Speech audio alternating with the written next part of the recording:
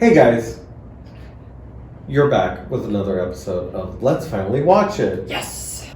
Hi, I'm Clark and Canez. I'm Lauren-Blair Donovan with my therapy dog, Lady Grimaldi, our mascot of the podcast. Yes, of course. We wouldn't be able to do it without her. Look at her. I couldn't. But anyways, today's going to be a very fun week because you haven't seen the movie that we're going to be watching. Yes. And that is The Wizard of Oz. Which I feel like I am in a very small minority of people in America who have not seen Wizard of Oz. I feel like it's one of those movies you see as a child. Yeah, and I didn't. Right. I think it was kind of everywhere. Like I remember it being on TV all the time. Yeah. I think it's actually a longer movie. Is it? I think maybe that's part of. How long is it? Because a lot of old movies are only like 70 minutes. No, this one's like way longer than that. Like I feel like it's an epic. I feel like it is. It's not like Gone with the Wind. Because that's like 2 or 3 hours, right? That one's longer like 3 even? hours okay. or something. I haven't seen that one either. Which I have some mixed feelings about it these times. I'm not really dying to see it. I don't think you need to see it. But I think you should see Wizard of Oz. Like, I really do. So, I mean, what are the reasons why you haven't seen it, though? Like, it's honestly the reason that I haven't seen a lot of more childhood classics, and it's my mom. My mom did not like The Wizard of Oz. Okay. So she was... It was like a hard rule, no Wizard of Oz in my house, but like she never rented it. She never made us watch it when it was on TV. We never owned it. And so a lot of my more like movies from childhood, if you will, there's even some Disney movies that I haven't really seen because my mom didn't like it. Yeah. Okay, I get that. She was like, okay, for your kindergarten sleepover, let's watch 3 Men and a Baby for your friends, which is about, children. That. I love it. I love it. But it is about, and I'm going to use 1980s terms here. It's not how I feel, but it's about having children out of wedlock after like a one-night stand. Right. It's about a woman dropping off her 6-month-old or 6-week-old, I forget, on a doorstep. There's also a drug plot that's like happening, like a B plot line. Oh my god. So like it's not a kindergarten sleepover movie. I forgot. I mean, I watched that very young too, but like sure. That seems like one of those things that they sneak in, let's have something for the parents too, or I would say it's an adult movie with a baby. Like, yeah, it's my mom just saw the baby part, I think, and thought what could go wrong. So we didn't watch Wizard of Oz. We watched 3 Men and a Baby when I was like kindergarten. So that was my childhood. Right. Okay. I mean, I will say. Yeah, I mean, I think that's fair. I think, not giving too much away, but I think it can be actually very scary to some people, so Well, what's funny, though, about this movie is I don't think you can give anything away, because I think I kind of know the basic beats of it, because it's so in culture. Sure. It's so heavily referenced. I am somebody who loves old Hollywood, so I watch like a lot of YouTube video essays on the actresses of old Hollywood, and obviously Judy Garland comes up a lot, and they often show footage while they're narrating over a plot point of someone's movie of someone's life or how the movie was made. So I feel like I'm really going to be shocked if there's like a part of the movie that I've never heard of. Okay. But you say it's longer, so maybe it is possible. I mean, I remember it being long, but it could very well be normal length. Okay. I think maybe even watching it on, I would say probably the last few times, or the last couple of times I've seen it, has probably been on TV. Okay, so commercials possibly. It could be longer because it's like of that. football time. Right, exactly. So I kind of feel like, but there is a lot of stuff packed into it. Sure. And there's definitely so many tropes that came from the movie. I don't think your assessment's wrong. I mean, what do you think it's about? Like, what do you... Okay, I'm going to be as literal as possible. I think it is about a girl. I actually don't know her name, but I know she has a dog named Toto. Okay, she has there's a tornado. She's in Kansas. and she goes to this Ozland thing, and there's like all these crazy creatures, like a lion human and a Tin Man human, and there's a third one I feel like I'm not thinking of offhand. And there's good and bad witches, and they melt, and eventually Red Shoes take her back, and hence there's no place like home. And there's also Munchkins. We'll see. And there's like Technicolor versus black and white or sepia tone. Like that's all the like the stuff that I've picked up, I think, in culture. Sure. Yeah. Why'd you say wow? Oh no, it just you named a lot of stuff. I'm not gonna say whether it's true or not. Sure. But again, it's so in culture, whether it's probably Family Guy is probably like referenced it at one point. Again, for sure. There's like video essay series, so it's like it's hard to escape.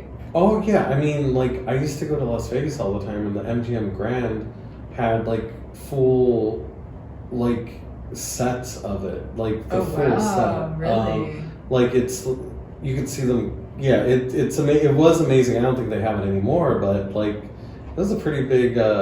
It was a pretty big deal. Yeah. Well, we've seen on my Creepy and Kooky Callie vlog on YouTube, with you, but with another guest as well, and multiple times without cameras, I've seen Judy Garland's grave. Yes. It's quite epic. She has her whole Judy Garland pavilion at Hollywood Forever. And weren't we at Holy Cross? Was it the Scarecrow that the nice groundskeeper showed us? But we didn't really catch on video because we had to go because it was closing the mausoleum. This nice groundskeeper showed us John Canez because we were lost in the mausoleum at Holy Cross Cemetery. Yes. And he helped show us where he was. And then on our way out, he kind of gave us a personal tour. And Ray Folger, was that his name? Folger? Yeah, it was something like that. Yeah. Was he, like the Scarecrow or the Tin Man or something? Yeah, I think he was one of those. He was like Tin Man. So I've seen a lot of graves. Wow. And he's Two with you alone. Yes. Actually, I think Judy Garland, I think it's her 100th birthday. Like, I would say, like, within the past, like, month or so. Judy. That's crazy. But, wow, so she could have really been alive in our lifetime. That's how young she died. Damn. I never put, you know at times, like, a weird thing that plays tricks on you? Yeah. Like, for sure. I'm like, we could have been in the same lifetime as Judy Garland. Right. She died in, like, the 60s, I think, or maybe 70s? I think it was the 70s. Early 70s. Yeah, and her daughter was favorite, Liza Minnelli. Yeah, she's not that old either. Yeah, she's not. Yeah. She's great. She's so funny. But I think it's going to be interesting for you to watch it because I think you'll see, what has been tropified and what, and just seeing how the story is put together. I think it's an interesting movie. I grew up liking it. Right. Because it was weird. And of course, like going to like the, in Las Vegas, going to the MGM Grand, being able to actually, and to play the slot machine. I used to play the slot machine. They have a Wizard of Oz slot machine? Oh. Actually, I was just in Portland with my friend Kate, and we were playing a pusher machine, where they push the coins. And it was Wizard of Oz themed, and you have to collect these cards, and we got crazy into it. But like, it's weird that it's still so prominent in our culture. So I think it'll be interesting for you to watch it with fresh eyes and see how it holds up.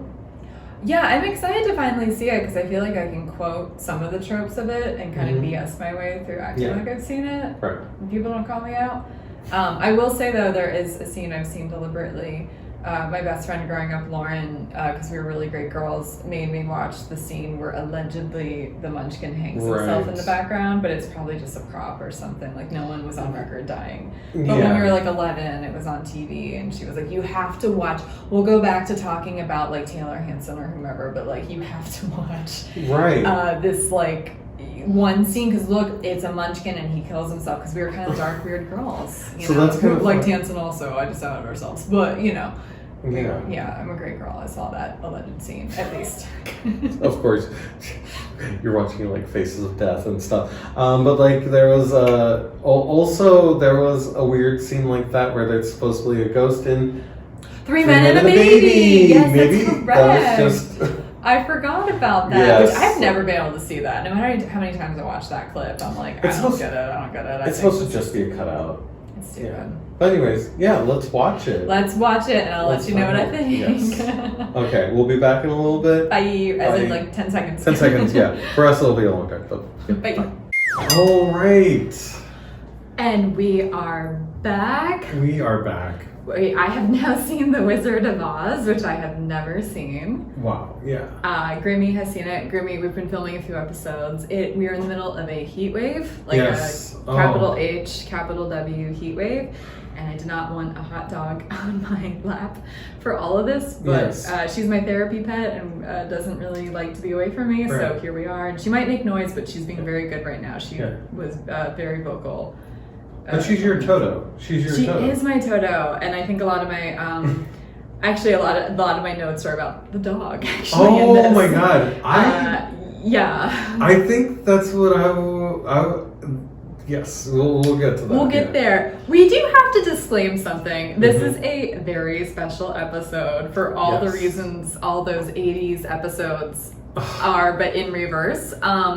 We tried to watch it together, but basically, long story short, we ran out of time because Avatar is too effing long. So long.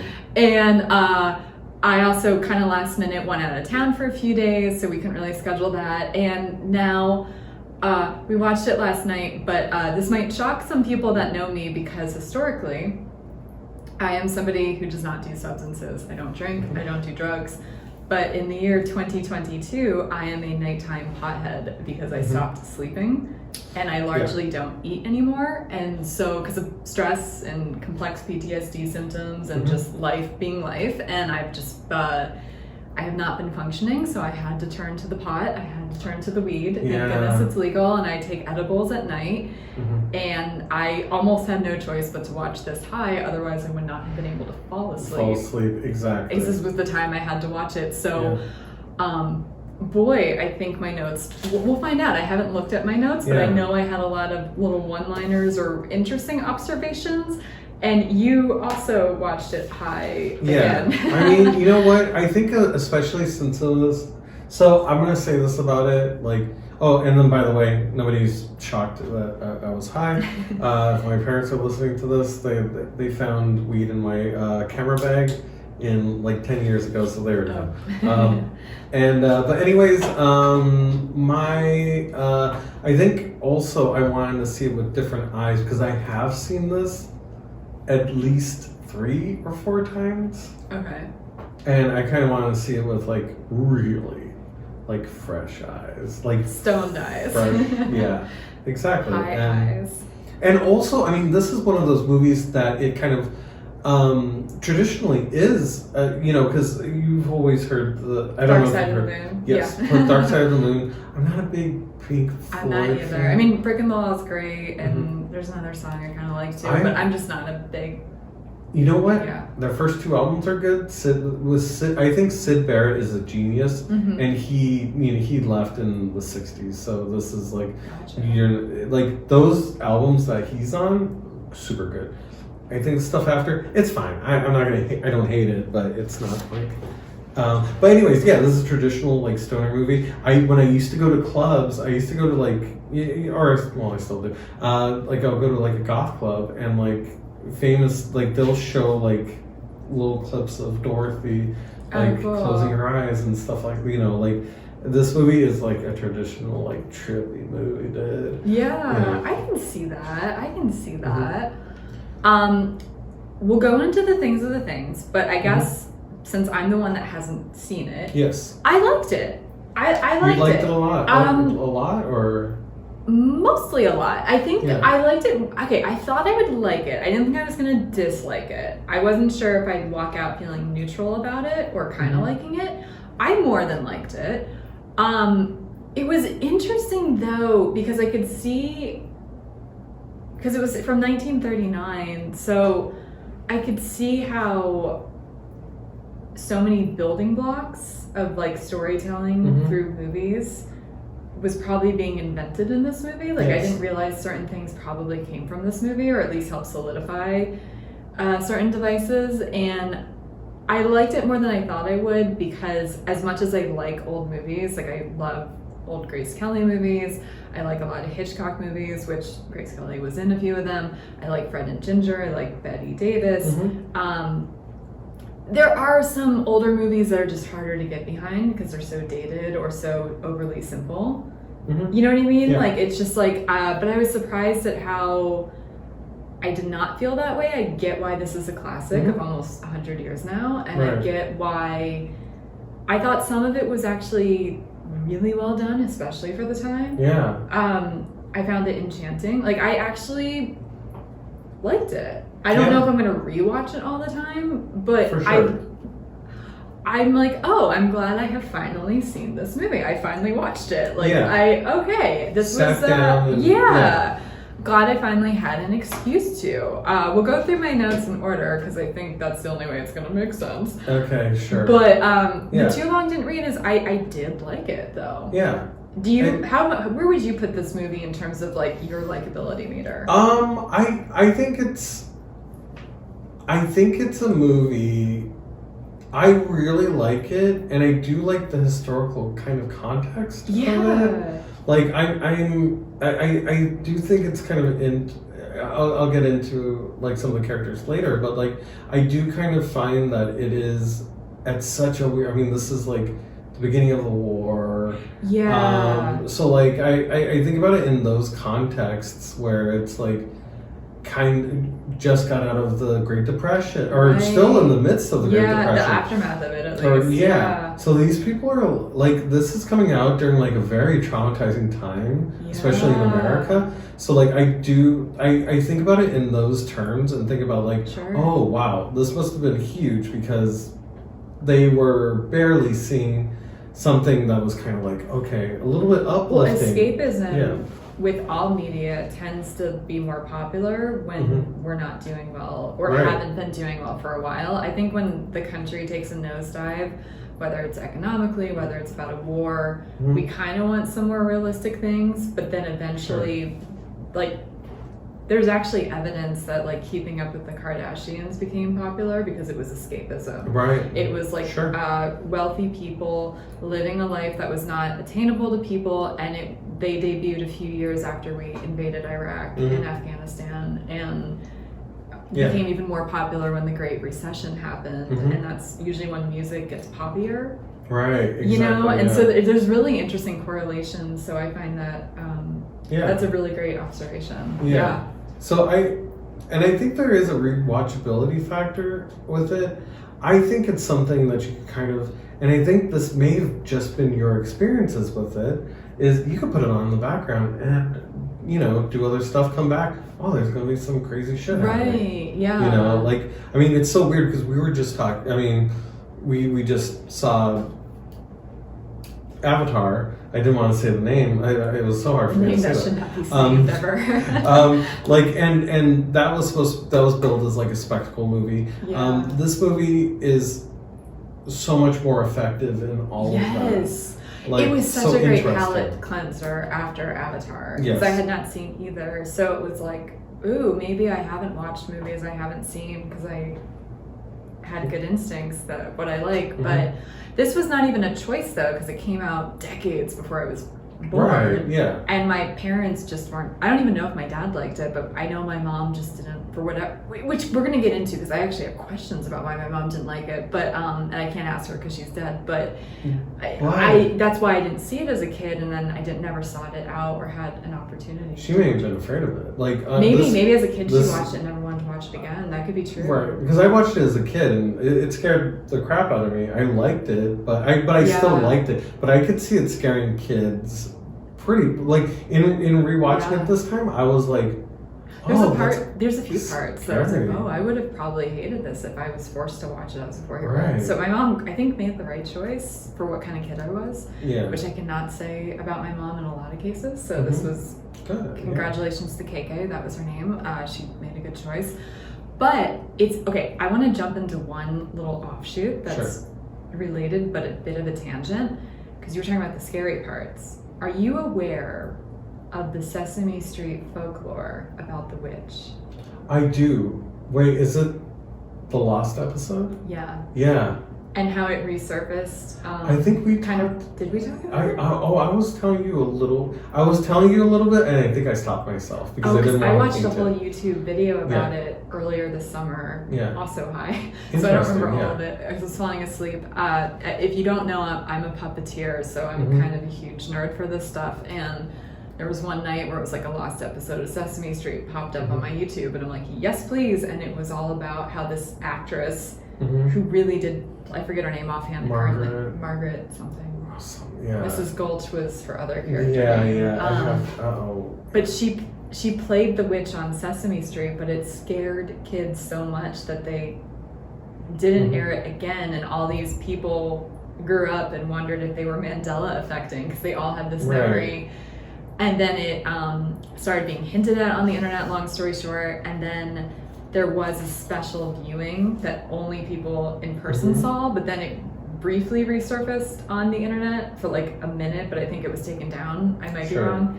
But like, it was cool to have that in context. Yeah. And she actually went on Mr. Rogers too to explain that she's an actress and it's not real. And I know. She was a teacher in real life and kids were afraid of her. And other fact that I found out, she taught Jim Backus, who was Mr. Howells on Gilligan's Island. Wow. And I'm like, how old was she? Jesus, because he was old. Yeah, when we were... Like, when I my have mom was a questions. kid. I When have my mom questions. was a kid. Yeah. But I saw his grave recently for a taping of Creepy and Kooky, which is my YouTube show. Clark's been on it several times. Our friend Lacey and me went to Westwood for the second time, and he was there. He was so funny. Yeah. I have a weird story about that. Oh, really? That same like grave thing. Yeah.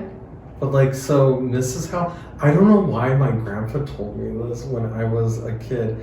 He said that he went somewhere, he went to a cemetery for whatever reason, probably for a funeral, I'm guessing. He was not, I don't think he was like... He wasn't creepy and kooky like us. Nope. So like, he went to this is a weird tangent, but I have to tell it, but like, he was somewhere in the facility and there was Mrs. Howell just laying somewhere, like they didn't have enough room for all the bodies, and he was like, my grandpa's perception. Wait, what do you mean? Like she was dead? She was dead.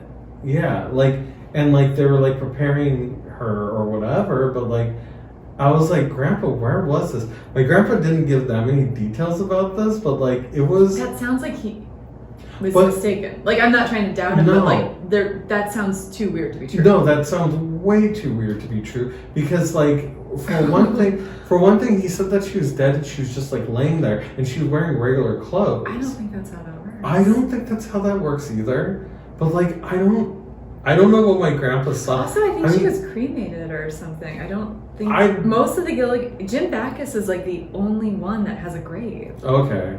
I don't know, but this is the weirdest thing. I've researched because that's my job for the show. Like, oh my god. My grandpa's perception is not that great. Like I think he probably was just like, she looked like Mrs. Howell maybe. But I'm so curious about who the woman was. I know. Because was it around the time that she died? Like, did he fact check? He was saying that it was like the 70s or something. I don't know, like late 70s. I feel like they died in the 80s. I might be wrong. I don't know. We can fact check that. Anyways, it was you just mentioned that, so that was. I'm glad you shared because I'm thinking about that regardless. But tangent. But like, she.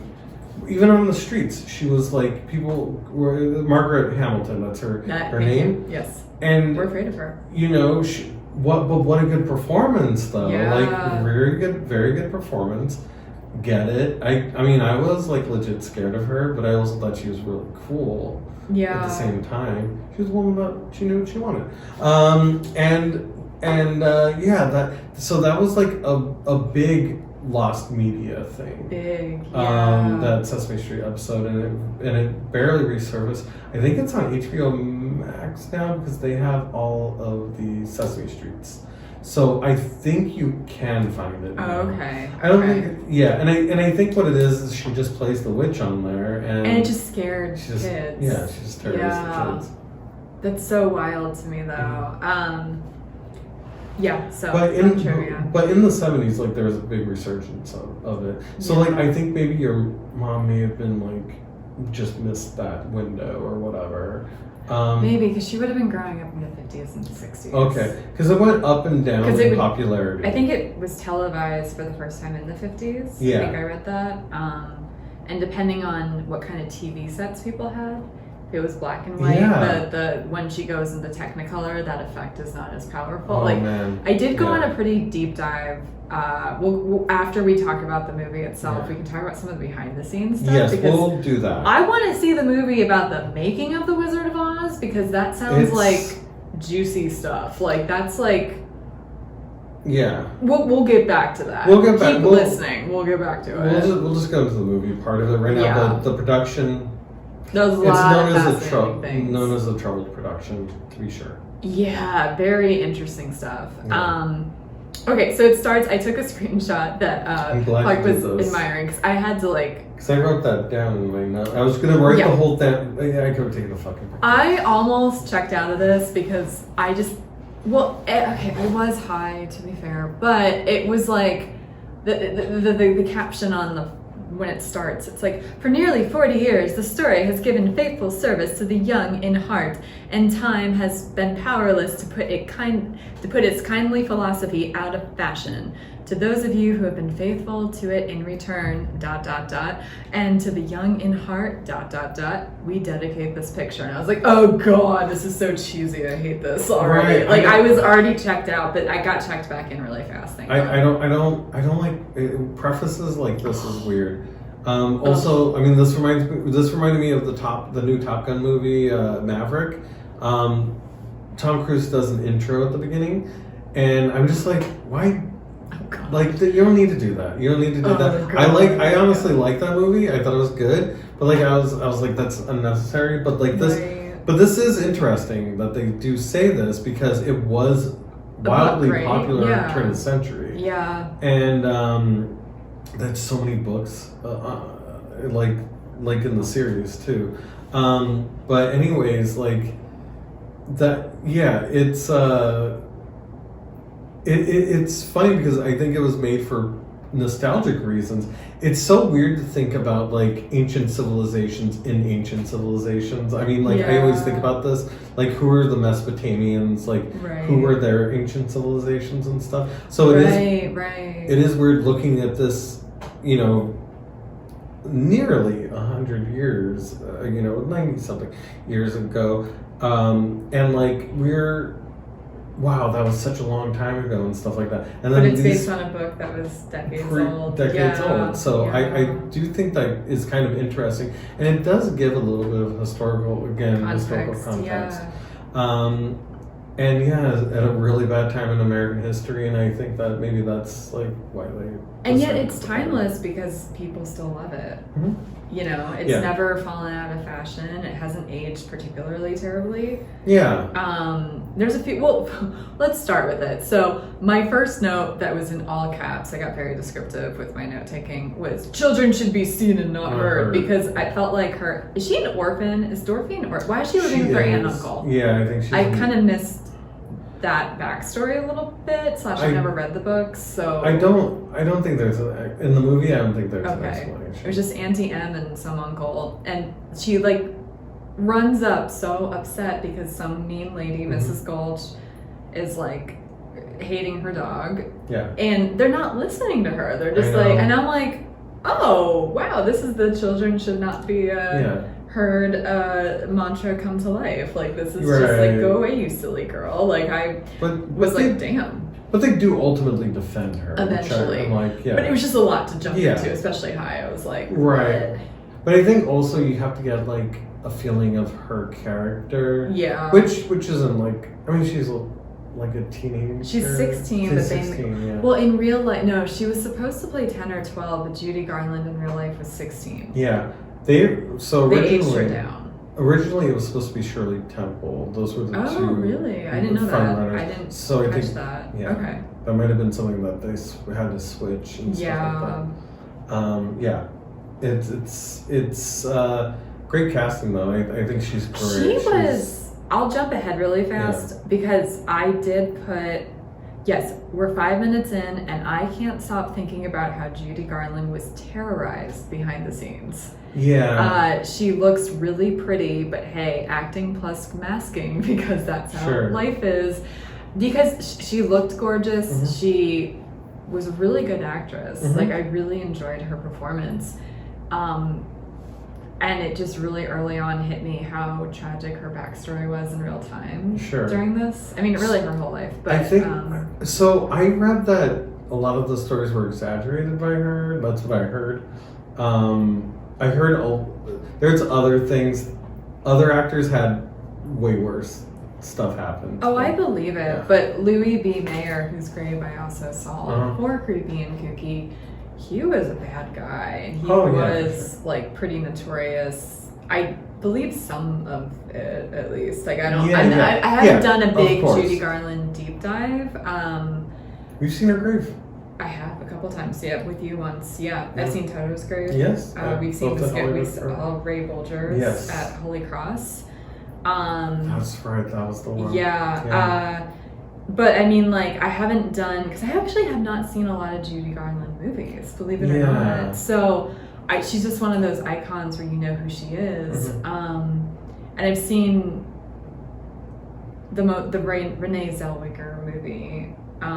But I think so many actresses specifically, actually, were terrorized during that time. So it doesn't matter to me how much is true or not. Yeah. Some bad stuff happened, I'm pretty sure. No, for sure. Yeah. I think that was just rampant. I mean, hey, it's rampant pretty much today, so it's not... gotten better, we can call it out better, but it's still not... I mean, we keep finding about predators in the comedy community, and... Maybe there's an episode I can't promote on TikTok because it's problematic because of someone in it, and that's all we're gonna say. Because I found out some stuff after the fact.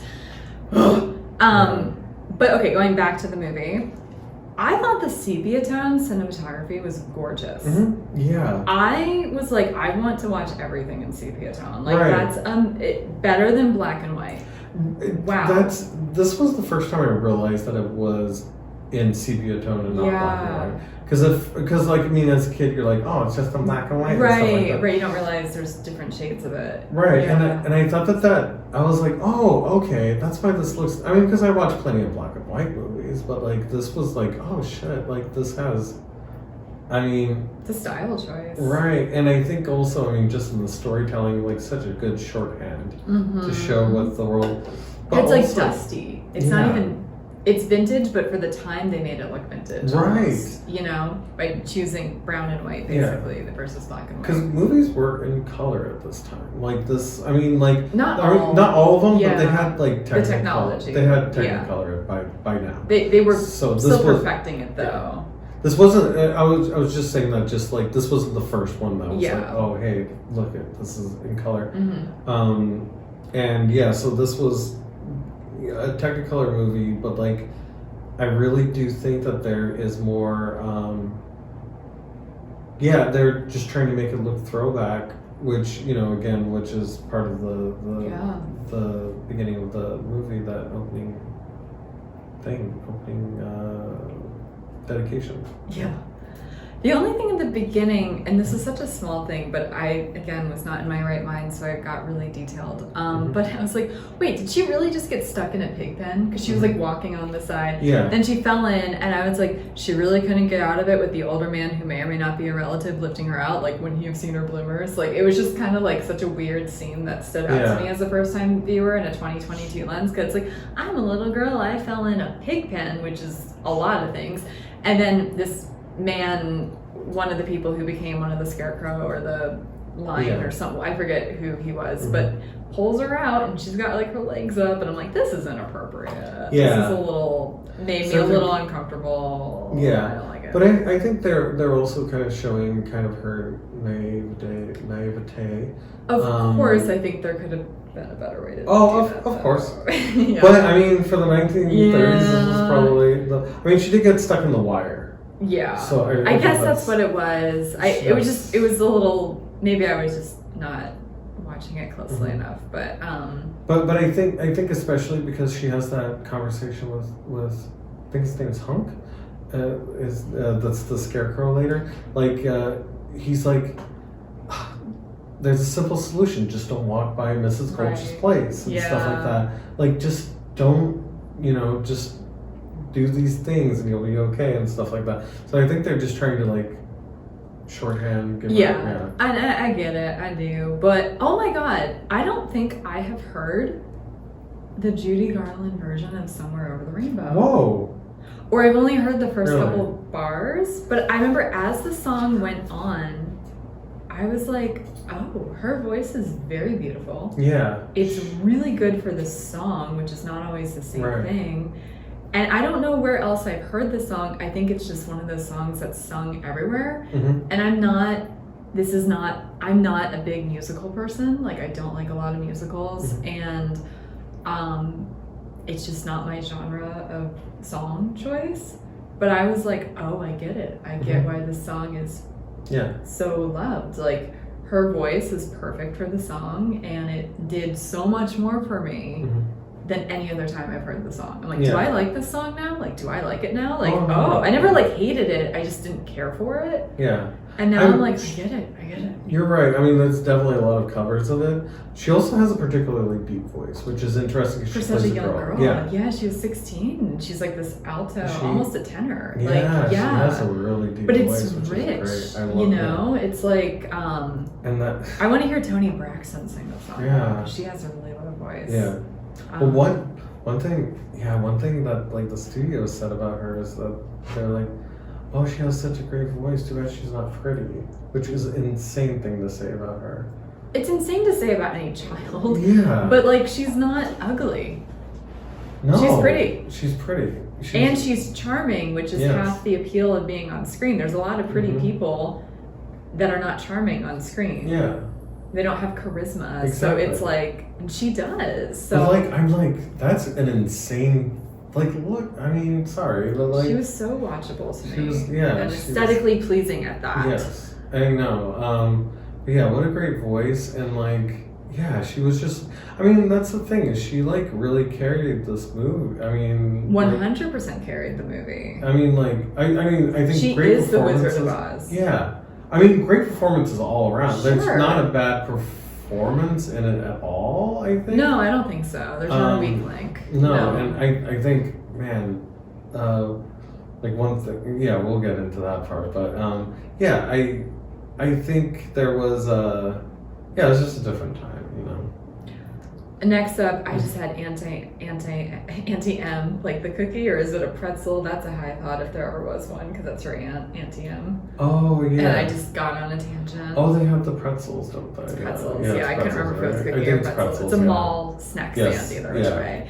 And then I was like, wait, were picnic baskets the old-fashioned traveling dog cages? Because that's what they wanted to put Toto in. And I'm like, I mean, I guess they didn't have these nice little sleek airline carriers that we have now. That makes sense. But a picnic basket, like there's no holes. They can't breathe through that. The wicker, I was like, like I said, a lot of dumb things were just popping out at me left and right. And then her but aunt... also they wanted to put the dog down, so I don't even... we're going to get there. Oh, we're going to get there. But like Auntie M was going to chew out Mrs. Gulch. But she's like, as a Christian, I'm not going to. And I put, fuck Christianity for not letting Auntie M chew out the mean dog hater lady out. Yet another reason I hate religion. Right, exactly. It's like, I wanted to hear what she had to say. I wanted to hear what she had to say. Yeah, exactly. And then there's more, like, that would have been a fun, feisty fight, yeah. Because you can call a spade and not use naughty language. Yeah. Or not be belittling for the sake of being belittling. Or maybe Aunt PM is just like that on fire about it, and she was like... She had to hold herself back. She would have to go to hell for it. But yes, okay. This is what I put in all caps, and this actually kind of brings me back to my mom not liking this. I said, why didn't anyone tell me that the plot of this movie starts with running away to save a dog? I would have seen this movie forever ago, because I am a capital D dog person. Like, I am obsessed with my dogs. And I got that from my mom. So I was really, you're probably right, she was probably scared.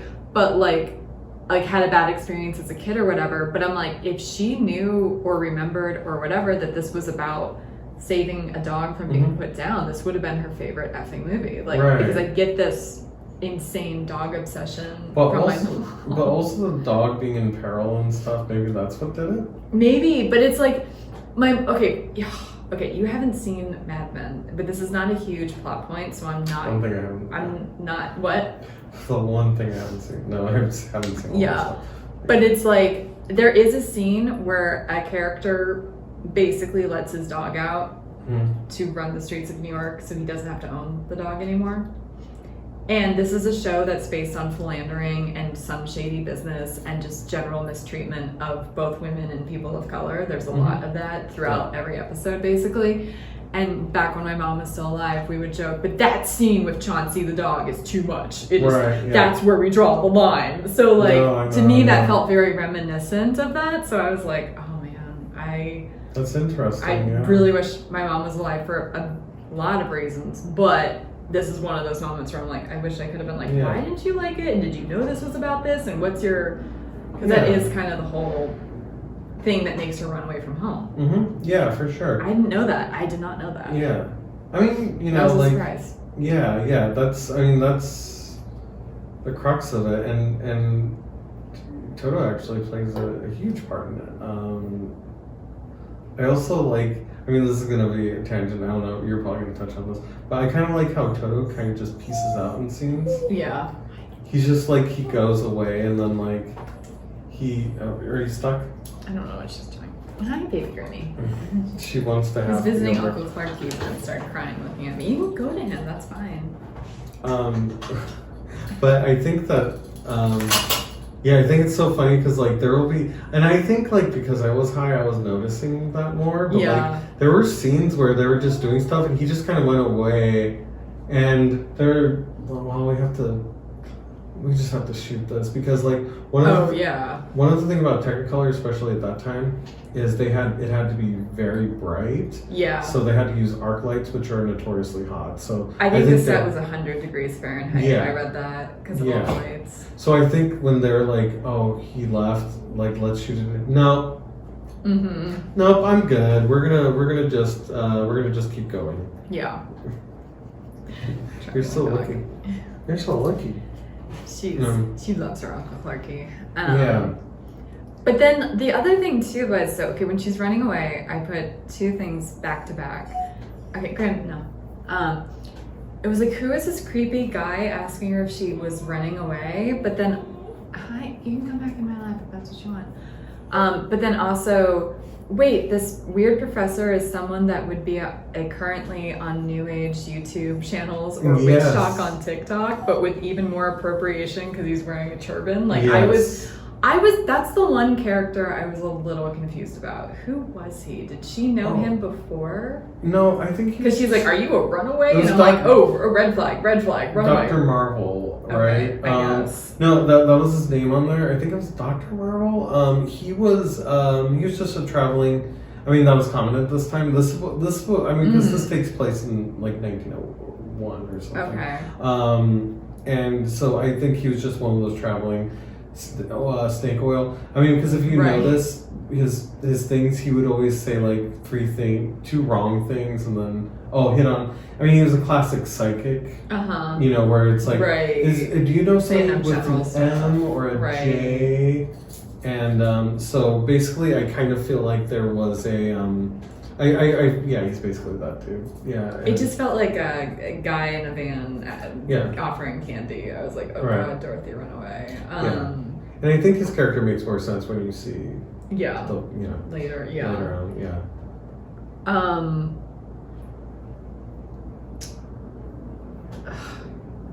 I said, wait, Dorothy is worried about someone sick who's also jumping on the bed. I don't remember what that's in reference to. Wait, what was that? Dorothy, I think it was with the snake oil guy. Wait, Dorothy is worried about someone sick who's also jumping on the bed. I think it was like her aunt. He was like, because he was looking in the crystal ball. That's what it was. And she's like, oh, she's sick. But I didn't understand that plot point at all. Right. I guess it was getting her to go home, but then there was the tornado. Yeah, I think... For some reason, when I was high, that really stood out to me. That was weird to me too, because she ended up... I mean, like, it was fair because he's a charlatan. Yeah. Kinda. So, like, I kind of feel like there's more of a, he's just grasping at things and, like... Yeah, okay, that makes more sense. I was taking it so literally, I think, in the moment. Yeah. Having not seen this movie especially, too, I was like, what is happening here? But also, I think he was just trying to get her to go back home. Like, Probably. Because I think he is, like... I know he's a creepy dude, but I think he's genuinely concerned about her. Probably. Like, he was like, oh, that's a tornado, I hope she's okay. Like, he literally said that. So, like, Okay. I think he's a huckster, but he can't really get anything out of her, you know? Right, so, right. Okay, that makes sense. Thank you for that clarification then. And then I just had another high thought where I was like, it's weird because tornadoes in real life make the sky look sepia tone. Oh, and now there is this tornado in sepia tone. It's really not that deep, but I wrote it down. And then I didn't realize it's a twister. I didn't realize that was from this movie. I think I thought it was from the 90s Helen Hunt classic that is Twister. Yeah. I don't know why I thought that was from there, but I mean, because you know that phrase that's around, but I was like, this is the origin story of that. Yeah, I mean, also that might just be common in Kansas or wherever the tornado. Maybe, but either way, it probably got popularized in culture, probably from this movie. Oh, I mean, like that's one of the things about like looking back on movies like this, because you're like, because even like thinking about a witch and stuff like that, like we think of the green witches, and it's like, and that's not all witches, and that only became a thing because of this, you know, and there's no, and that was the first time they'd seen like a colorized witch for sure, in person or in like film or whatever. Absolutely. And also, okay, this is maybe nitpicky, but I had a lot of trouble with Dorothy walking a little too easily in the tornado. Oh, yeah, for sure. I had trouble standing up straight in Santa Ana winds last fall. Yeah. And that was not a tornado, so I was like, she's a good actress, but that was like the one thing. And then when the glass window happens, I understand it knocks her out, but there's no blood, it's glass. It would have shattered on her. Like, there was a few moments, I get it, it's the 30s, but there's a few moments like that kind of took me a little out of like suspension of disbelief or. Well, I think, I mean, if you watch a lot of like, there are some horror movies that I watch from that period and stuff too, and it's more like, oh, that person would have been covered in blood. Like, but yeah, I think, I mean, this guy, I think there's, I think it was already scary enough, I feel like. It was just funny to me. But then when the Technicolor happens, they spend a few minutes on it, like just kind of panning, the whole landscape, which was great, way better than Avatar.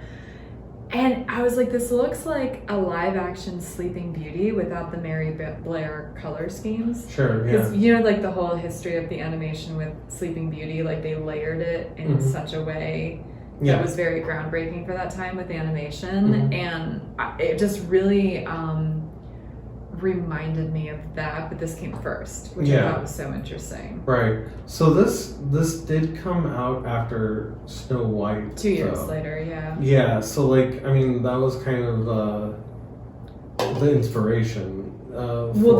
It was an FU to the Disney company. Did you know this? Because Disney wanted the rights to Wizard of Oz, but MGM had it, and they wouldn't give it up. So it was a competition. But Snow White, even though it's so beautifully done, not as well done as Sleeping Beauty. Like that's such a groundbreaking thing. It just was different color schemes, and it just made me wonder if Sleeping Beauty low-key ripped off this world. Because even the castle at the end reminded me of like where Maleficent is, you know, fighting and stuff. So and definitely that layering. I mean, because like I didn't realize that. I mean, because when I watched it probably as a kid, like I was just like, oh, I just kind of put it all together. Sure, it's a world, you accept everything as a kid. You're like, oh, this is what this is. Or I probably saw it on a smaller TV too that didn't have great graphics or whatever. So I probably missed a lot of that detail. I think watching it on, you know, a bigger screen and HD and stuff like that.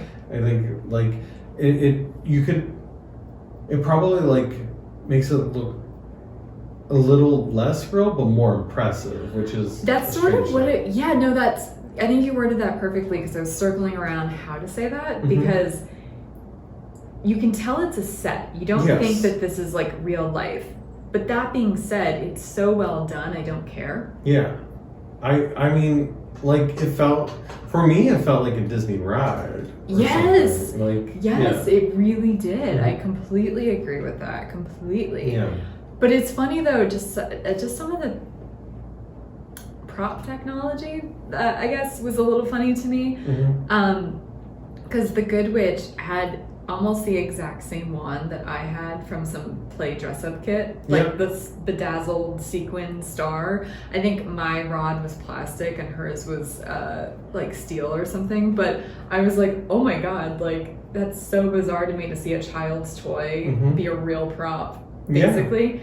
And later there was another one. Oh, her whole outfit, the Good Witch's outfit. This is sort of a tangent, but there was this influencer that made clothes, I guess, on the side, and she got roasted for a lot of reasons for her clothing line, but one of them was she had bodysuits one season that was like poorly put on star like appliques. Oh. And it was like $90 for like a shitty bodysuit that like, and the Good Witch costume was way better. I'm not snarking on the Good Witch costume, but we've come a long way since the 30s. So it was just funny to see an influencer do it worse than the 30s. It was just like my brain just couldn't divorce it from that anecdote in real life. But like, it kind of goes back to what we're saying. You know it's a set. You know that they're props. It's still delightful, but like, wow, we've come a long way. Oh, for sure. I mean, and this didn't have, like, it had a big budget, but it didn't have like the biggest budget. I mean, like Gone with the Wind way outspent this movie. And it came out around the same time. I think. Like, so this was actually like, I think it's interesting because, like I was saying, it was inspired because they were like, oh, like Disney could take an old property and turn it into gold. Yeah. Like, hey, let's take this old thing that we have, you know, this property that we have, and let's just do it. And like, I think in a lot of ways it was like kind of hastily done in that way, but I would rather see that than Avatar. You know? Absolutely. Yeah. I'm not mad at any of these observations. It's just like weird to time travel. But also, I mean, if we go back, I mean, I don't know if you've seen costumes from that era, but I mean, the costumes were like crepe paper. So like, I don't think people were doing especially during this time, like as realistic. Yeah, like at this time in American history, people were using flour bags to make dresses. Yeah, that's true. So I think what's funny about that is they probably made the deluxe version, and like over time it's like, oh, we can make this like so easy now, and it's like, so like I think at the time it was like, oh, that's the first time I've seen anything that looks like that. Right. You know, and like it kind of becomes, you know, just like names. It's kind of like upper class names happen and then they go downhill, like Tiffany or something like that. I think is pretty notorious. Or just even like technology. Remember some 20 years ago, Apple had these like color computers. They were like white and kind of bubbly, but they would be teal or fuchsia. They were so cutting edge, and now they're so dated. They're so dated. The costuming and the sets felt like that, where they're still cool, because those Apple MacBooks are really cool.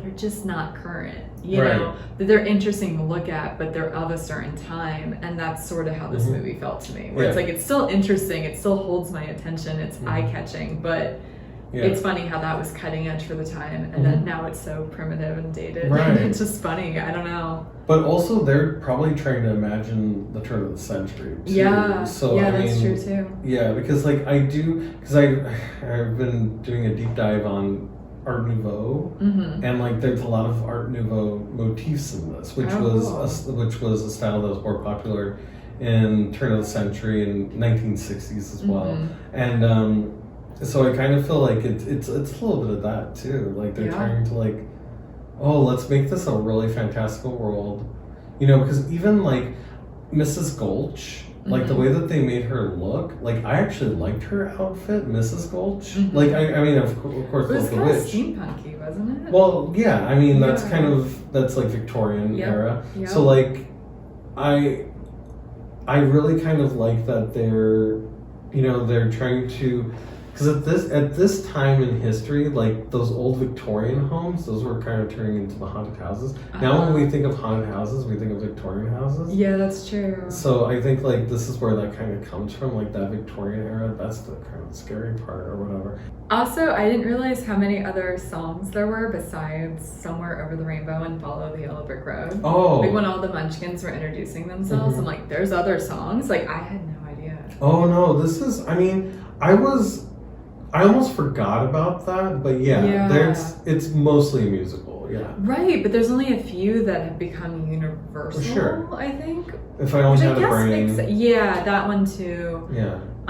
Which I have a lot of thoughts on, we'll get there soon. But I just, and also, I guess the turn of the century thing makes a little more sense now, because I also put, wait, why are the Munchkins dressed like they're on the Small World After All ride? Right. Because it looks very like, they're all kind of in a similar thread, but they're, like there's a connective tissue to what they're all wearing, but at the same token, there are such clearly distinctive different styles. Yes. And I'm not saying that because of their height and that they're children. Like in the Small World After All ride, I make that joke a lot when there's just different costuming that feels like, because some of it felt like they could have been at like a beer garden, and some of it felt like they could have been like Swiss, like it was just, and so I make that joke for everyone when that kind of happens, so I want to be really careful I'm not punching down here, but I was just like overloaded, and I was shocked at their some of them had like plastic hair and facial hair, and I'm like, why? I know, and really that was weird distracting. voices That and was stuff. Really the voices were really distracting. Yeah, yeah. Because some of them were like really rough and then really high, and apparently they were all dubbed by professional actors, because some of them were brought on to be singers, but they still didn't get to sing. I know, which sucks. I was like, oh, that's really weird, actually. Yeah. And but I liked that diversity. I mean, going back to like Avatar. I don't know. I'm gonna stop. This is gonna be the last time I talk about it. But like we were talking about the Na'vi, like have some diversity within that group and stuff. I mean, they're still all white. They were still all white little people. Yeah. But it was 30s, so. But it was cute that it was like the Lollipop Guild, and then they have like. That's another thing. I thought it was the Lollipop Kids. I didn't know it was a guild. I was very confused. Yeah, and that's just a small part of them. But it's like just, that's the part that I thought was the part. You know what I mean? Like the song. I didn't realize that was just a verse. Yeah, I was like, what? And which makes sense, because I don't think any of the Munchkins are trying to be kids. They're just little people. But and then I got a little confused about how many witches there were in the movie, but I got over that really fast.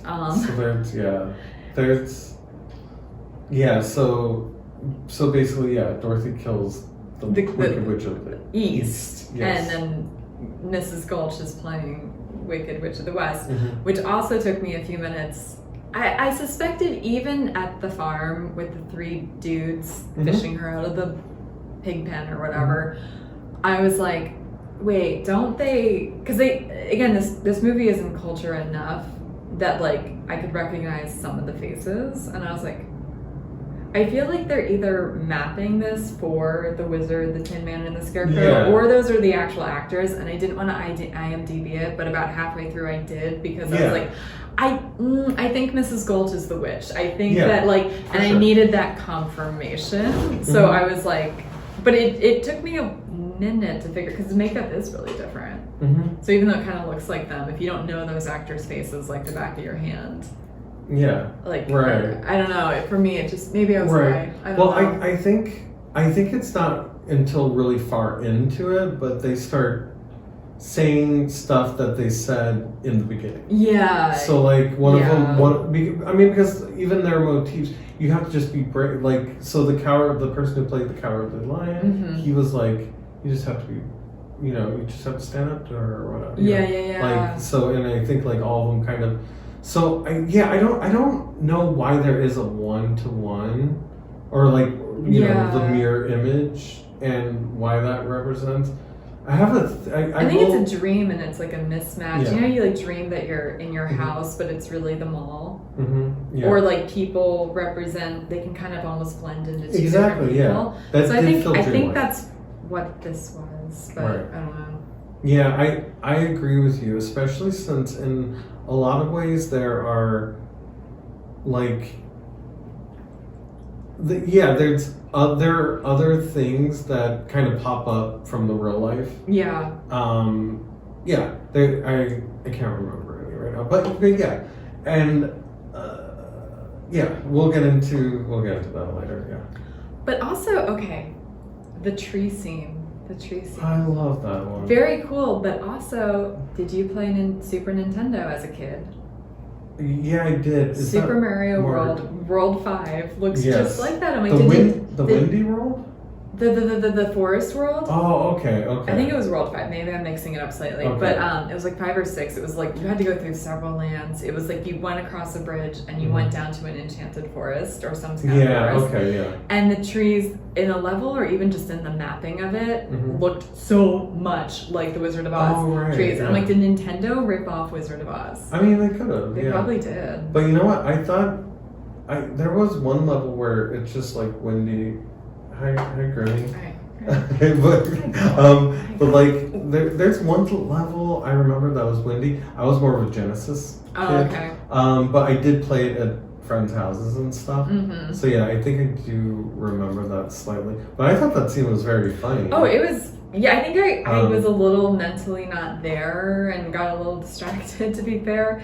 But it was really pretty. Like, I mean, it was cool visually. Oh, yeah. Like, I was like, oh, this is But nice. I kind of like that thing where it's like, hey, don't just pick my apples, and then like piss them off, and then they'll throw the apples at you. Oh, we don't want your apples anyways. Get out of here, and then I don't know where my brain went, but I don't think that I clocked that very well. So she was hungry. He doesn't have to eat because he's a scarecrow. Right. But so she was like, she picked an apple and he got mad. The tree got mad.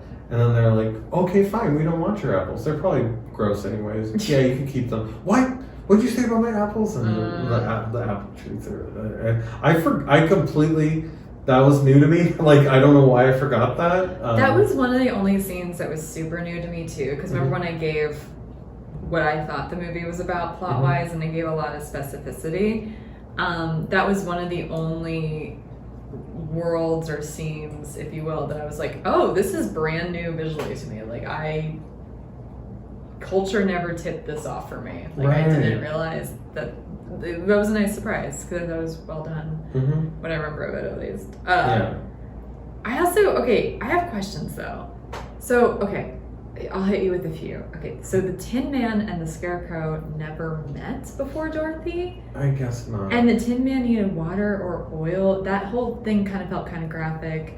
And then the lion needed a nerve. Like, that was a clunky... Or courage, yeah. But in the song, he was saying nerve. Yeah, nerve. And I was like... Ugh. Well, because it rhymes with verve. I guess, but it was a stretch. Like, I was like, that was my least favorite part of the song. So, like, I think in rewatching it, I kind of felt like the Scarecrow was very cowardly as well.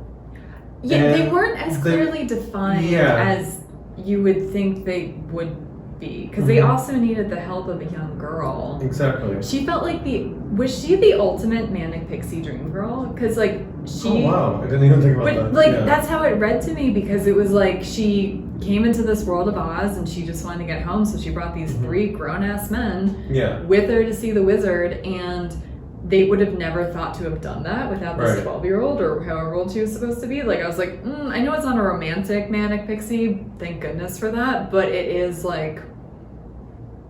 They would not have gotten what they needed without her, and that is what a manic pixie dream girl is. Yeah, exactly. I guess so, because one theory I did hear about, like, those 3 characters, like, the Scarecrow is supposed to be the farmer, the Tin Man's supposed to be mechanical industry or whatever, and then the Lion is supposed to be, like, government or whatever. So, like, that's... Interesting. So, like, I think in some ways it kind of is because around this time the populist movement was really big, and so like I kind of do think that she kind of does like, hey, me being from the country, my will and my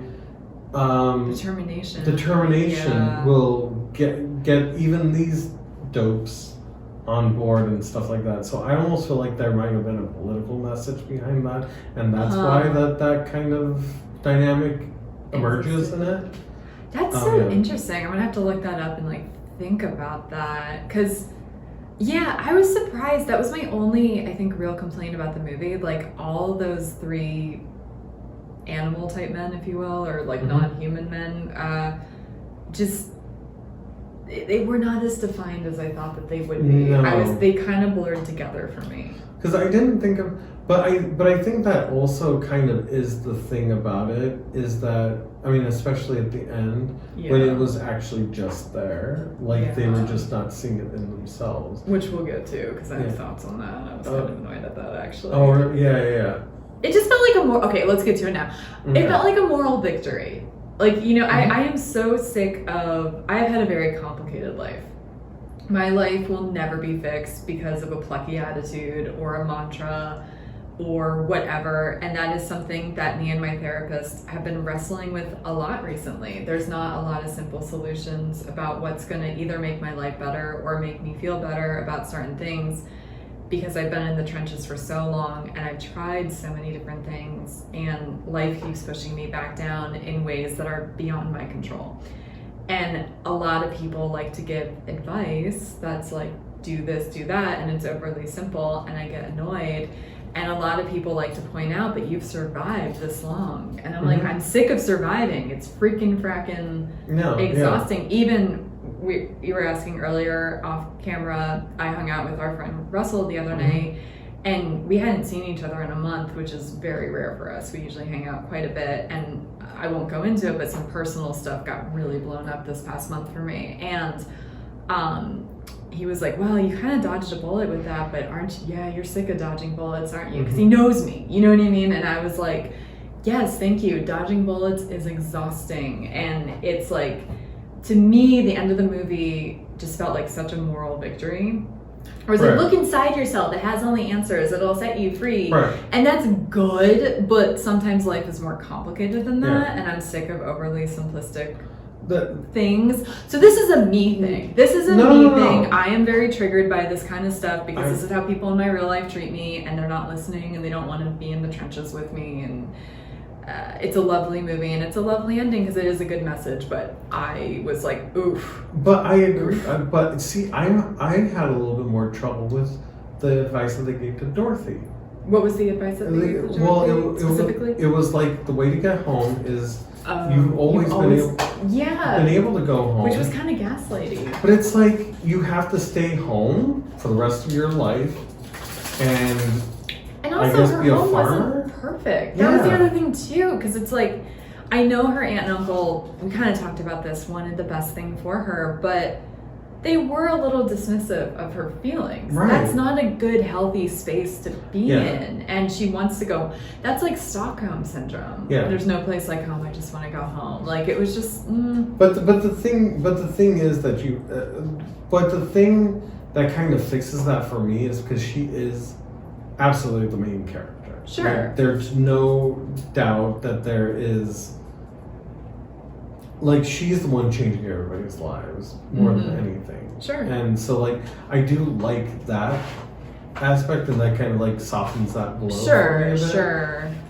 But I do think that it's annoying that, like, oh, look at this teenager. She was able to navigate this insane world. Insane.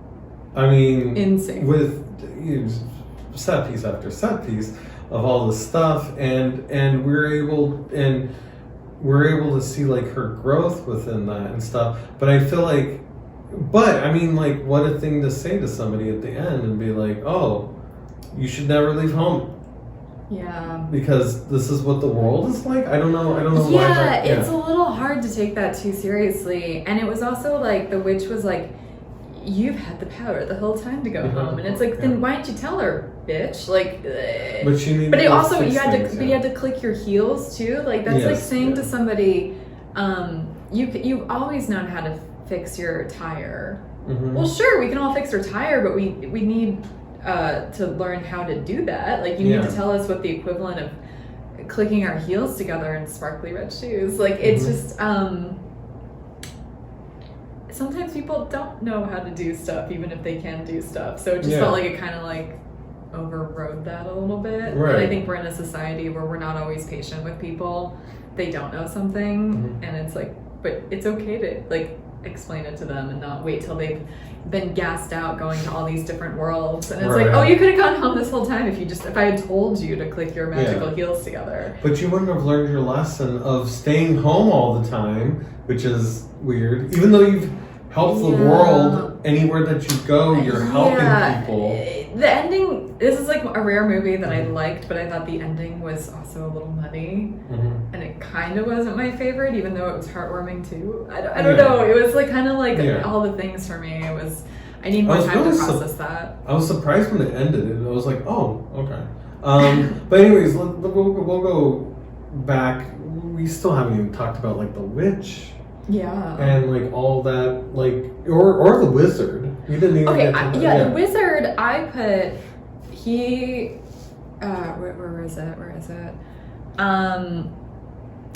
Who is this wizard? He's very temperamental, like, whoa. Like, he was just, and then he was behind a green screen all the time. Like, that was so weird. Like, so I think that, but I mean, that's kind of like an interesting, I think that's an interesting motif, and I think that kind of may say something about the politics of it again. Yeah, I can see that. You know, where you're scaring all these people. Yeah, and talking a big game, but you're just a man, you're not like that powerful. Right, and like kind of lying to people, saying this is what you'll get if you do this thing for me. But I'm not going to do it right now. But that's a good point. And I will never actually do it.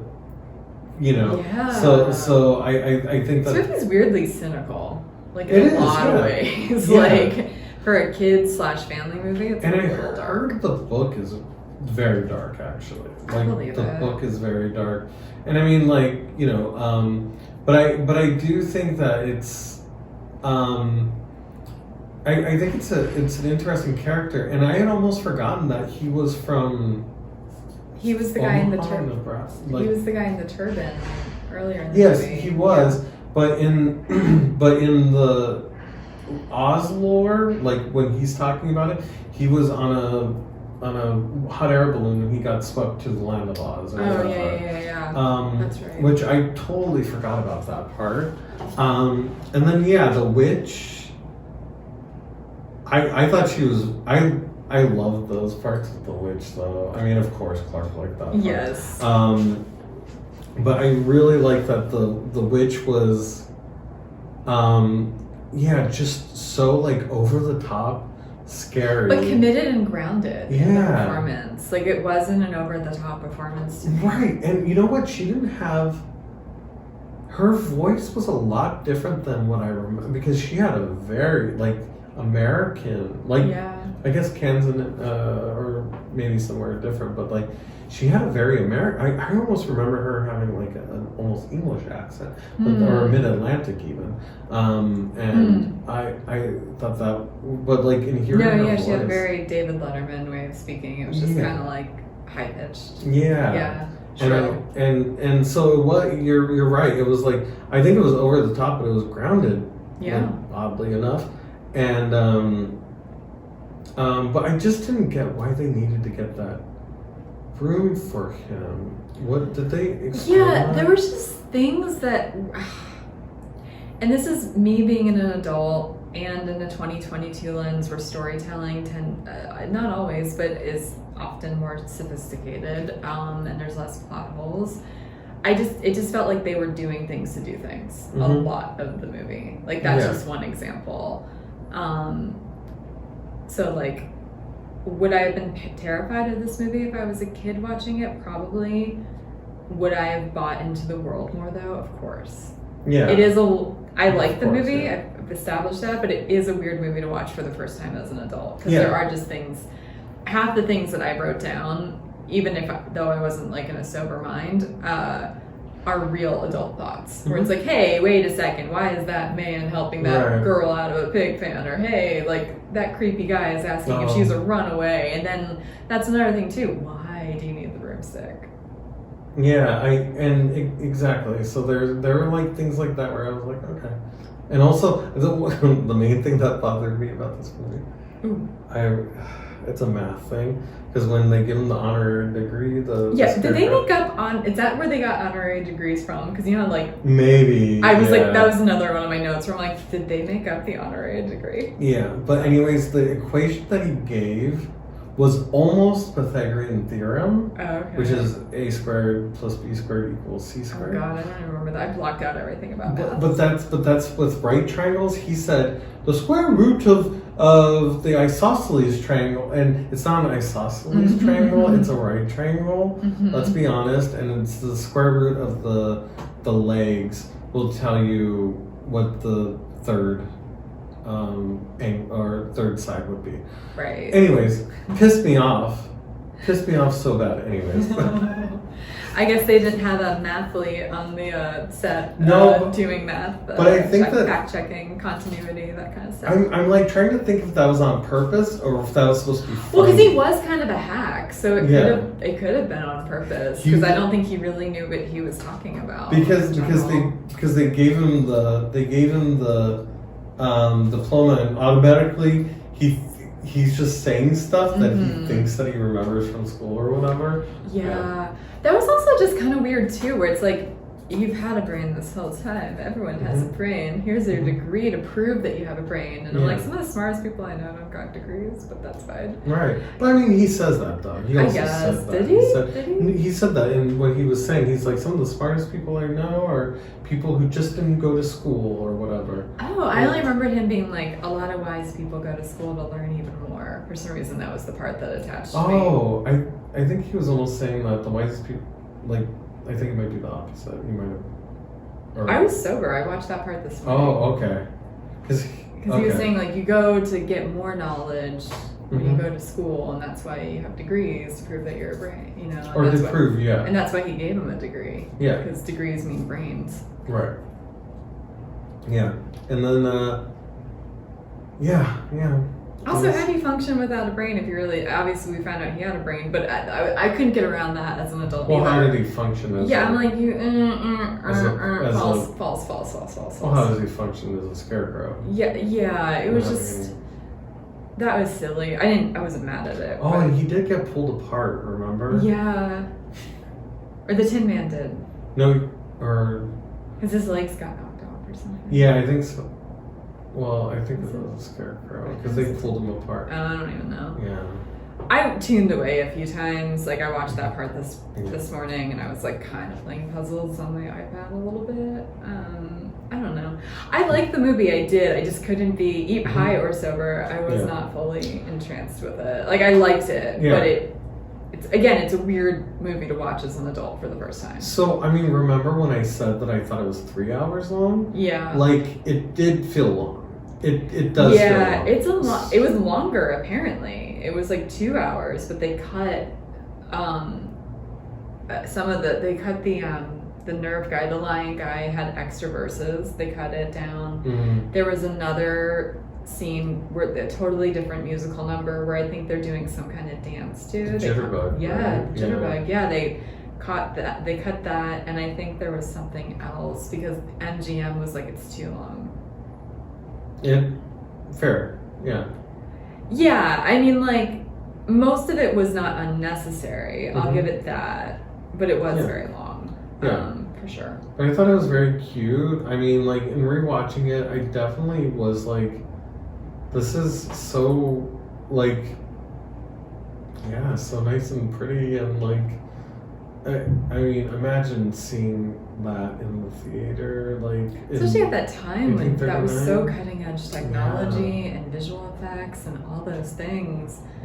Because I was thinking a lot, like, most people probably had not seen I'm trying to think of like what a good example was, but like, okay, even the flying monkey scene, we haven't talked about that. Yeah. I knew that there was flying monkeys in this. I kind of forgot, but because I'd heard it referenced, but I had never seen any clips of that either. So that was another new visual thing for me.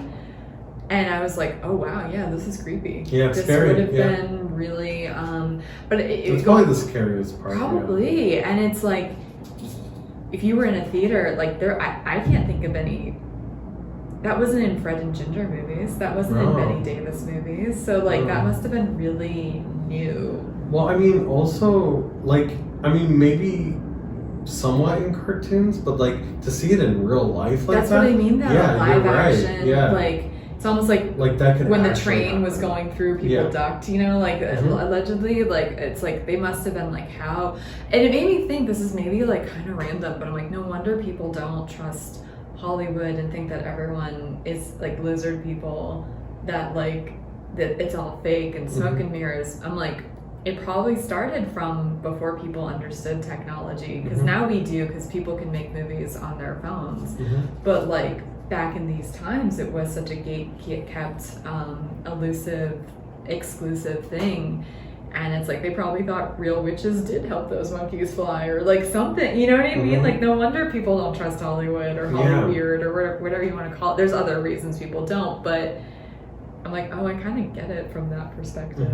Like, why that origin started, perhaps. So. Or even seeing somebody like disappear and stuff like that. I mean, fly and change forms and that witch, the Wicked Witch of the West. She was not just green; she was neon green. Yeah, like that was a choice of a shade of a green. Yeah, and I'm not mad at it. I liked it. Like, it wasn't a sickly green either. It was like green, like frog green, but like enhanced. Like it was pretty fascinating. Yeah, which I wish they would have showed with the Wicked Witch of the East. I know. Was she like purple? Was she red? Was she? I'm interested in watching. I don't know if you have an opinion about this, but the musical Wicked. I know you're not a musical person, but you know what it's about, right? I mean, isn't it like the prequel to The Witch? I don't know. I think it's basically the Wizard of Oz, but from the witch's point of view. Okay, that makes sense. I kind of have always wanted to see it. I want to see it now that I understand this world, even though musicals aren't my jam. I would. Is there a movie Wicked, or is it just? I think it might just be a stage show. But there was an Oz movie that came out like not that long ago with James Franco. He played the Wizard of Oz. It was called The Great and Wonderful Oz, and that came out. None of that rings a bell. Yeah, wow. I think it came out at a really weird time, like 2016. Like it wasn't that long ago. So it's like kind of buried with all the happenings of the past. Yeah. Starting with 2016. The Great and Powerful. 2013. It came out, and I think it focuses on the Wizard of Oz. Oh, Sam Raimi did it. Who did like Evil Dead and stuff. But yeah. Interesting. I wonder if that's any good. What? That movie. Oh yeah, it got a 58 though. I don't know. Probably not. I mean, it'd be interesting. I am kind of interested in getting more into the lore. And I also will say that, like, I definitely think that this movie was of its time. Like, they definitely added a lot of things to make it. So I think the books are probably so much different, because I heard that they rewrote a lot of stuff. So I'd be interested in seeing that. That, and I keep saying it, but the behind-the-scenes parts of the movie just fascinate me. Like the fact that there was a different Tin Man and he was allergic to the paint. It was Buddy Ebsen who played Jed Clampett in the Beverly Hillbillies later on. Right, that's right. Yeah. He got fired for having an allergic reaction, and they used different paint on whoever the Tin Man was in this. It coated his lungs with aluminum. Yeah. It was powdered aluminum. Yeah. And it coated, so when that happens, when you breathe in, literally nothing happens. He almost died. Like, and they fired him. He should be. They fired him while he was in the hospital recovering. So it was weird, because they were So let's get into the behind the scenes. I think we're done talking about I think we're them. done talking about them. I agree. So originally Buddy Epson was supposed to be the Scarecrow. Oh, that's right. He switched places with Ray Bolger. Ray Bolger, because Ray Bolger wanted to play that character since he was a kid. Yes, that's right. Because he's his like mentor or something played it in a stage show or something like that. And I watched a little bit of his stuff, his like comedy, and like I mean because in the movie, those three guys gave great physical performances. Oh yeah, they're amazing great. Pros. Physical. Total pros. I mean this is where people still have that vaudeville like play to the rafters. Timing, yeah. Physicality. Yeah, so I mean he was a perfect Scarecrow. Him as Tin Man, I don't think it would have worked. Yeah. Ray Bolger anyways. But yeah, what an unfortunate thing. He got sick. Buddy Epson, poor guy. And yeah, imagine getting fired. And yeah, and another thing is there like other health issues. I don't know if you read any of these parts where so there's a part where it starts snowing. Yeah, that part was a little weird to me. And I think that was asbestos. Oh, that's not surprising. They used a lot of asbestos, I guess, because there's one part where the witch is like flying and there's supposed to be like flames or whatever. Oh, and she got like burned. So she got burned with the trap door. Okay, that's what it was. Yeah. So when they put the smoke and the flames come up, Margaret Hamilton got caught on fire. And she had to go to the hospital. Like, it burnt the skin off of her hand. Like, she got really badly burned. Her face and everything. Hollywood back in the day sounds wild. Like, I know bad stuff still happens, but there's so many more safety measures, period. I mean, that even, it just, you know what it is? Film back in those days was the Wild West. It was. It was completely trial and error, and there was no safety measures. No. Until there had to be. Right. I mean, when people start, dying catching and on fire and getting in the hospital for aluminum poisoning. It's that's a thing. And yeah, so she did want to do this other stunt where she's flying on this. It's when she is skywriting in the sky. Yeah. She was supposed to go on. There was a pipe in there that was supposed to like smoke come out. So they were afraid that it was going to blow up. So she was like, "Wait, you put because they put asbestos on it," and she was like, "Why are you doing that?" "Oh, well, because it might blow up, so just in case." Okay, I just got caught on fire. I'm not gonna fucking do this. And she was only supposed to work for a few weeks. That was in the contract, and it ended up being like 4 months or something crazy like that. Like, this was a nightmare of a production. Yeah, and then so it did end up blowing up, and there was a body double. And she got blown out of her thing. Oh my god! Off the thing, and I heard there was an anecdote that the costumer was like, "Where's the hat? Where did the hat go? I need to get the hat, and they have to return it to the costuming department." And it was like, this person just got blown up. Like, that's priorities, right? And and all the makeup. Like seemed pretty bad. Also the lion.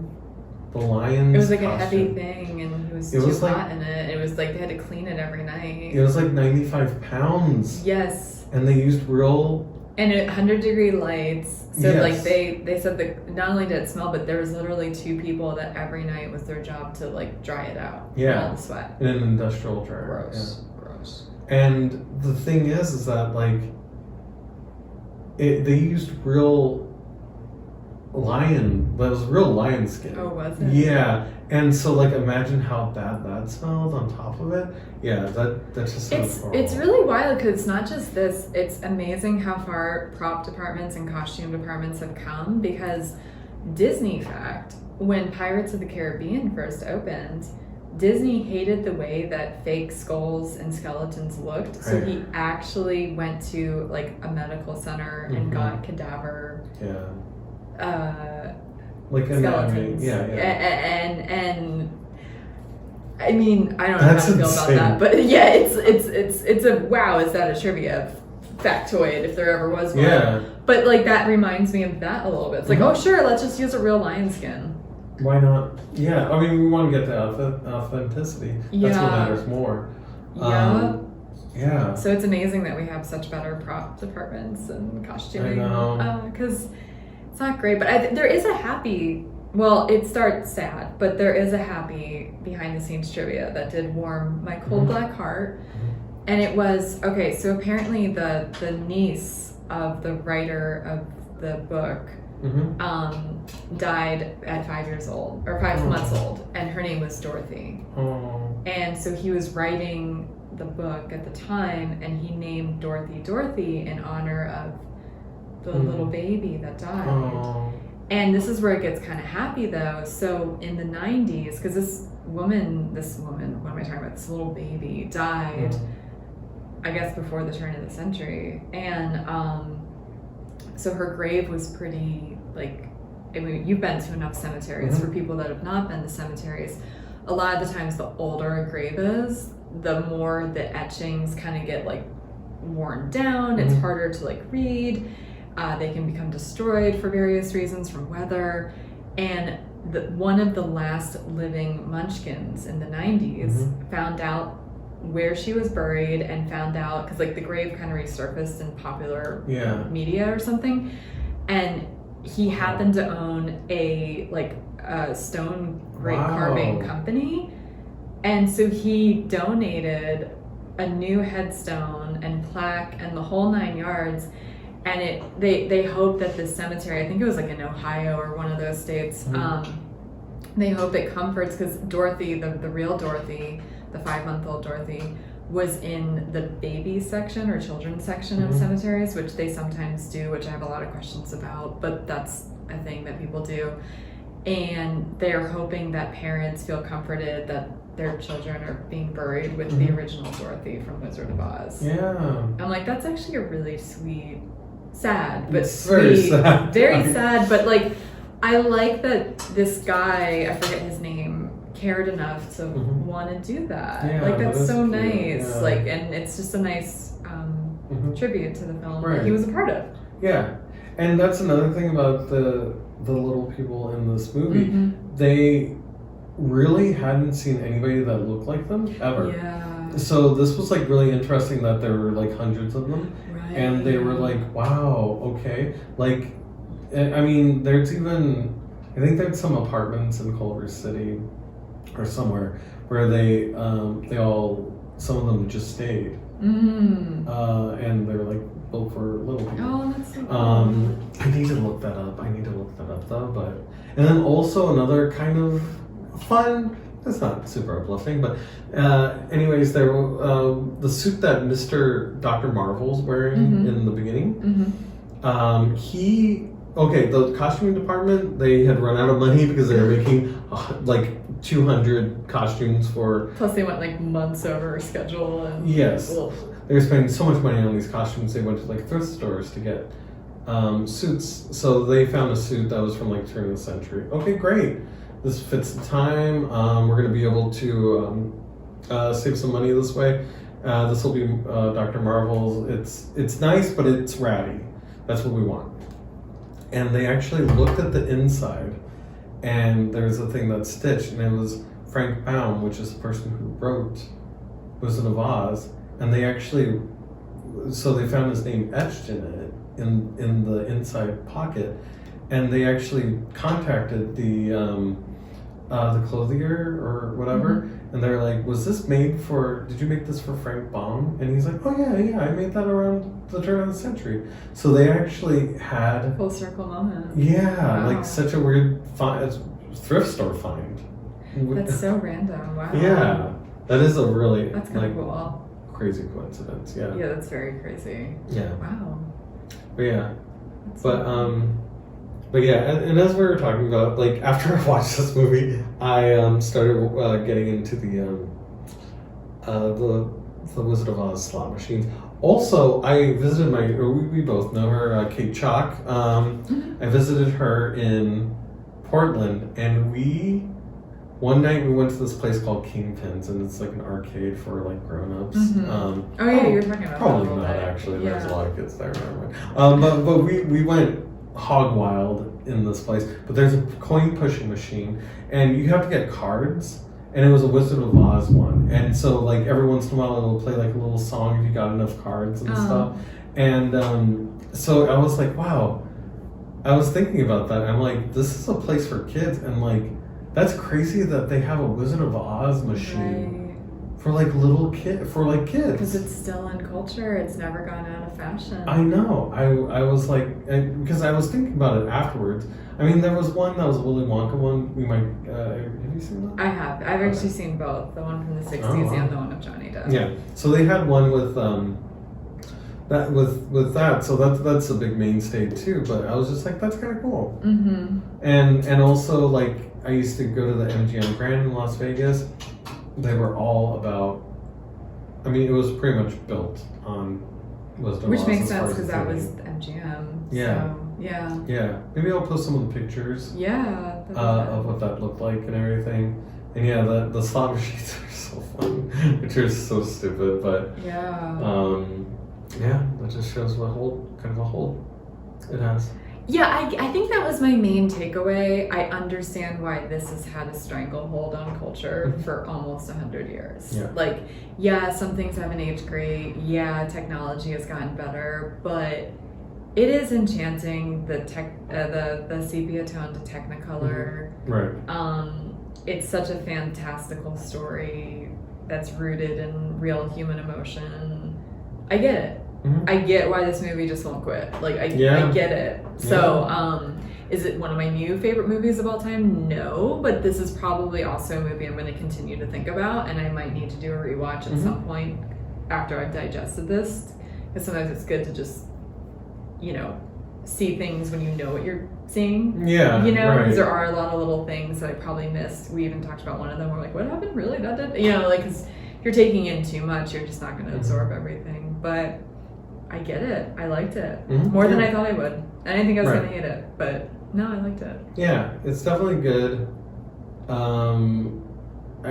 I hate to even use that word because it is a spectacle. It is fantastical. Yes. And I think especially like watching it now, I was like, oh, I missed so much of the story because I was just focused on all the visuals. Like I'm such a visual person, I think, and music too. Like I didn't really even think about the story. And that's the thing, as someone who doesn't love a lot of musicals, there's some I like. This was a movie that made sense to be a musical because it's so escapism and fantastical. There's just so many musicals to me that just lose me from the gate because it's like they're just people just hanging out, and then they're like, and now we're gonna sing, and it's like, why? You could have said that, and it wasn't gonna be 3 minutes long. Yeah. Like, this is the middle of a war too, and you're doing this, right. But it's like you're in this magical land of Oz, and you're hanging out with these humanoid lion, Tin Man, and scarecrows, and there's witches that are good and bad, and munchkins, and it's like, sure, why not sing? Like, it's not really hurting anything, that's for damn sure. If anything, it's enhancing the world. So it was a musical that made sense, which I can't say that too often. Right. Same. I'm a musical skeptic. If I I like that term, musical skeptic. if I like a musical, it's usually weird. And this kind of fits into that. It's a weird movie. It's especially for its time, I feel like there must have not been a lot even remotely similar. Yeah. It's kind of in a class of its own even to this day, I feel like. So as far as getting kind of translating a lot of imagery into practical. I mean, pretty fantastic. I feel like I do want to explore more, of like even older movies that kind of have that, Yeah. It was cool. I liked it. So, hooray. What did you guys think? I mean, are there people out there that like hate it? I mean, are there people like me that haven't seen it yet? Maybe watched it, or watched it later in life even. Because I think I would say like I've only probably seen it all the way through, maybe twice, but pieces. Yeah. Like 40 million pieces. Because I had seen pieces too, specifically when the Munchkin allegedly hung himself, which apparently has been removed now because people were up in arms or whatever. Somebody said that it was a bird or something. Yeah, it was a bird that. It doesn't make sense though because there's clearly a string. I remember this pretty well, but whatever. Yeah. I don't think anyone died. I don't believe it, but yeah. That's what I saw as a 12-year-old because of me. That's the part that my friends like, yeah, let's watch it. But I'm excited to watch more video essays on YouTube about it because I know that it's such a well-worn, debated, not even debated, but just discussed film because it was such a class of its own still. So I'm excited to do some deep dives about the movie for sure. Yeah. Now that I've seen it, now that I just can't. I used to be able to pretend I could see it because I got most of it right. I think so too, especially. Like I wasn't wrong. I don't think about anything. It would have been hilarious if I was. I was looking forward to being wrong about something, but I don't think I said anything that was like stone cold off. No, at all. So I didn't know everything, but you got the gist. I got the bullet points, yeah. So, but now I don't have to fake that I haven't seen it. Yeah, exactly. Now people aren't gonna scoff at me like I'm an alien. They're gonna be like, "You haven't seen The Wizard of Oz?" I'm like, "I have." Yeah. Check. Discussion over.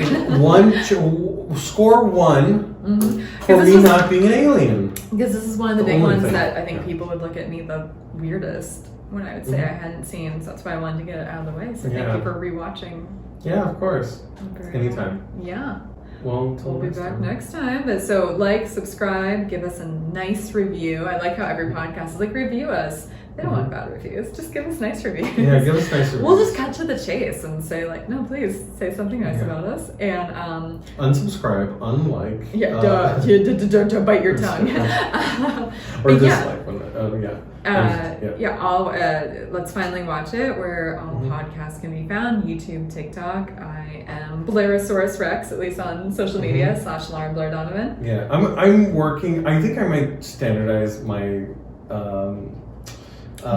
my name. Yeah. So I'm just Clark. You can probably just see me in like East Hollywood. So I'm probably more known at Vaughn's, anyways. Okay. Sure. Go stalk Clark. Also, he's like other Clarksy and all that stuff on social media. So if you do want to stalk him the newfangled way. Right. Exactly. But thank you guys for listening. Yes, thank you. And we'll be back soon with another movie that one or both of us have not watched. Woohoo! Exactly. Bye. Bye.